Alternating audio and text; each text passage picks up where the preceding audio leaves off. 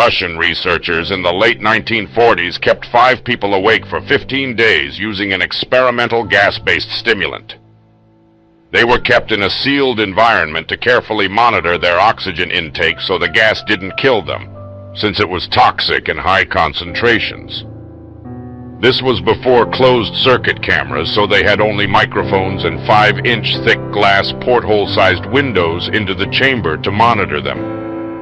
The chamber was stocked with books, cots to sleep on but no bedding, running water and toilet, and enough dried food to last all 5 for over a month. The test subjects were political prisoners deemed enemies of the state during World War II. Everything was fine for the first 5 days. The subjects hardly complained, having been promised, falsely, that they would be freed if they submitted to the test and did not sleep for 30 days. Their conversations and activities were monitored, and it was noted that they continued to talk about increasingly traumatic incidents in their past, and the general tone of their conversations took on a darker aspect after the 4-day mark. After 5 days, they started to complain about the circumstances and events that led them to where they were, and started to demonstrate severe paranoia. They stopped talking to each other and began alternately whispering to the microphones and one-way mirrored portholes. Oddly, they all seemed to think they could win the trust of the experimenters by turning over their comrades, the other subjects in captivity with them. At first, the researchers suspected this was an effect of the gas itself. After 9 days, the first of them started screaming. He ran the length of the chamber, repeatedly yelling at the top of his lungs for 3 hours straight.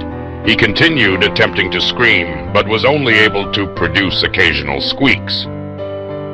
The researchers postulated that he had physically torn his vocal cords. The most surprising thing about this behavior is how the other captives reacted to it. Or rather, didn't react to it. They continued whispering to the microphones until the second of the captives started to scream. The 2 non-screaming captives took the books apart, smeared page after page with their own feces, and pasted them calmly over the glass portholes. The screaming promptly stopped. So did the whispering to the microphones. After 3 more days passed, the researchers checked the microphones hourly to make sure they were working, since they thought it impossible that no sound could be coming with 5 people inside. The oxygen consumption in the chamber indicated that all 5 must still be alive. In fact, it was the amount of oxygen 5 people would consume at a very heavy level of strenuous exercise. On the morning of the 14th day, the researchers did something they said they would not do to get a reaction from the captives. They used the intercom inside the chamber, hoping to provoke any response from the captives they were afraid were either dead or vegetables. They announced, "We are opening the chamber to test the microphones. Step away from the door and lie flat on the floor, or you will be shot. Compliance will earn one of you your immediate freedom." To their surprise, they heard a single phrase in a calm voice response: "We no longer want to be freed."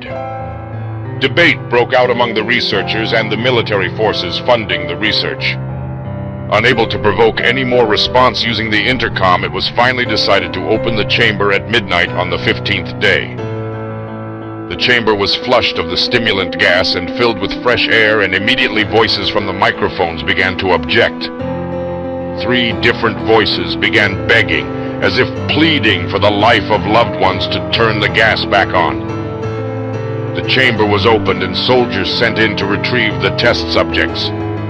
They began to scream louder than ever, and so did the soldiers when they saw what was inside. 4 of the 5 subjects were still alive, although no one could rightly call the state that any of them in life. The food rations past day 5 had not been so much as touched.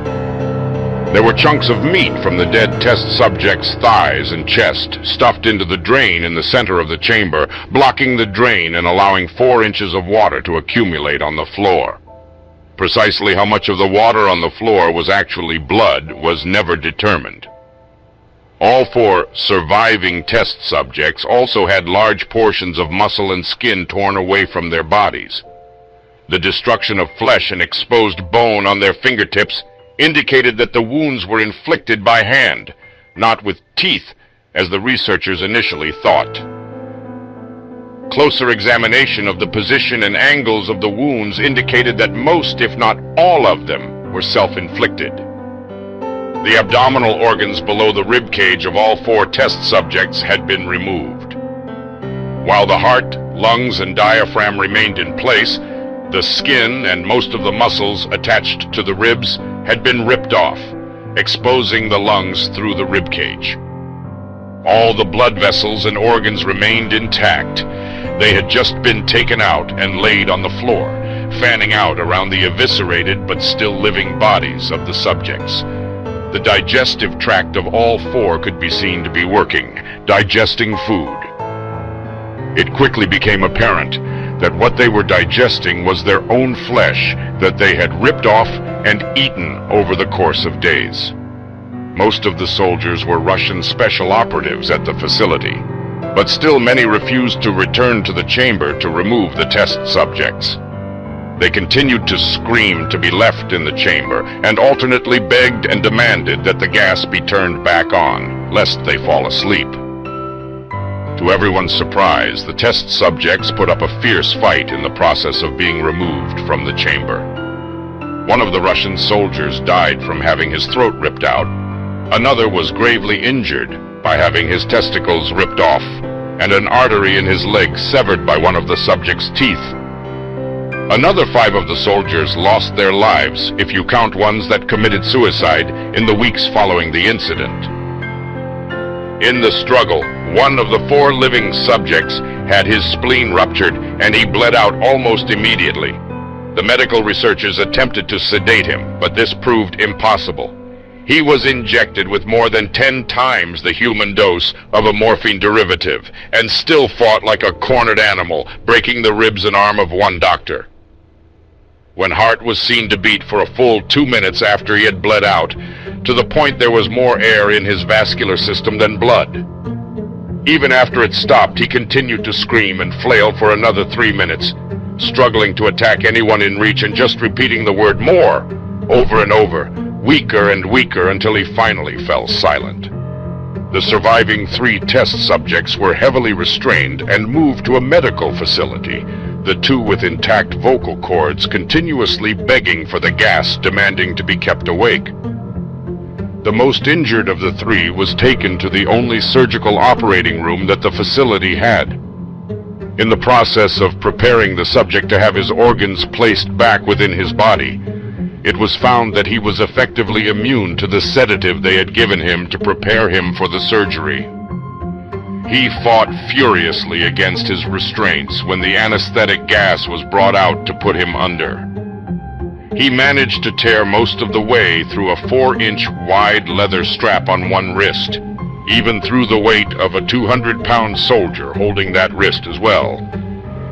It took only a little more anesthetic than normal to put him under, and the instant his eyelids fluttered and closed, his heart stopped. In the autopsy of the test subject that died on the operating table, it was found that his blood had tripled the normal level of oxygen. His muscles that were still attached to his skeleton were badly torn, and he had broken 9 bones in his struggle to not be subdued. Most of them were from the force his own muscles had exerted on them. The second survivor had been the first of the group of 5 to start screaming. His vocal cords destroyed, he was unable to beg or object to surgery, and he only reacted by shaking his head violently in disapproval when the anesthetic gas was brought near him.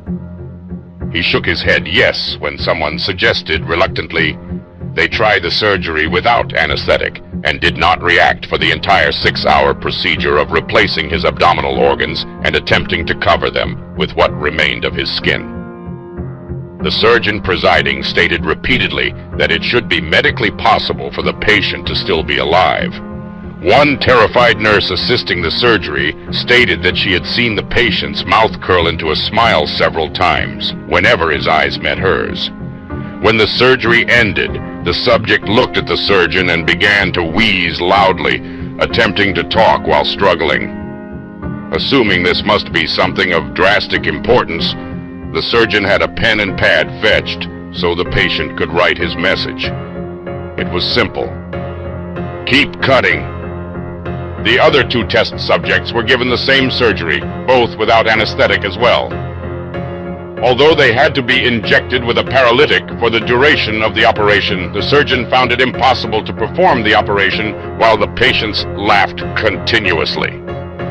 Once paralyzed, the subjects could only follow the attending researchers with their eyes. The paralytic cleared their system in an abnormally short period of time, and they were soon trying to escape their bonds.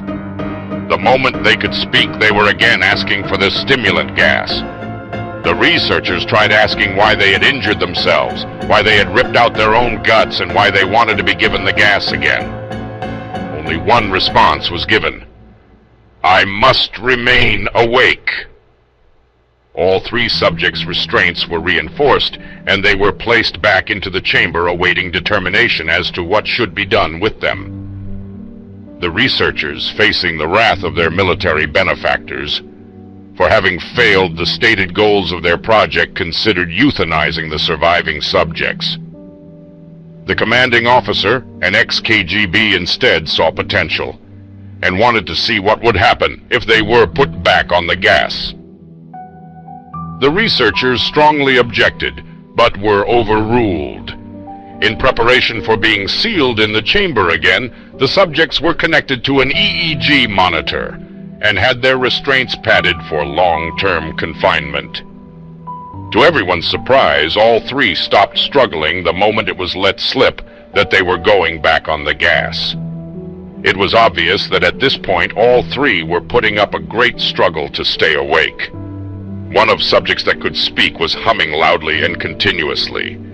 The mute subject was straining his legs against the leather bonds with all his might, first left, then right, then left again for something to focus on. The remaining subject was holding his head off his pillow and blinking rapidly. Having been the first to be wired for EEG, most of the researchers were monitoring his brainwaves in surprise. They were normal most of the time, but sometimes flatlined inexplicably. It looked as if he were repeatedly suffering brain death before returning to normal. As they focused on paper scrolling out of the brainwave monitor, only one nurse saw his eyes slip shut at the same moment his head hit the pillow. His brainwaves immediately changed to that of deep sleep, then flatlined for the last time as his heart simultaneously stopped. The only remaining subject that could speak started screaming to be sealed in now. His brainwaves showed the same flat lines as one who had just died from falling asleep. The commander gave the order to seal the chamber with both subjects inside, as well as 3 researchers. One of the named 3 immediately drew his gun and shot the commander point blank between the eyes, then turned the gun on the mute subject and blew his brains out as well. He pointed his gun at the remaining subject, still restrained to a bed, as the remaining members of the medical and research team fled the room. "I won't be locked in here with these things, not with you," he screamed at the man strapped to the table. "What are you?" he demanded. "I must know." The subject smiled. "Have you forgotten so easily?" the subject asked. "We are you. We are the madness that lurks within you all, begging to be free at every moment in your deepest animal mind. We are what you hide from in your beds every night. We are what you sedate into silence and paralysis when you go to the nocturnal haven where we cannot tread." The researcher paused, then aimed at the subject's heart and fired. The EEG flatlined as the subject weakly choked out, "So nearly free, really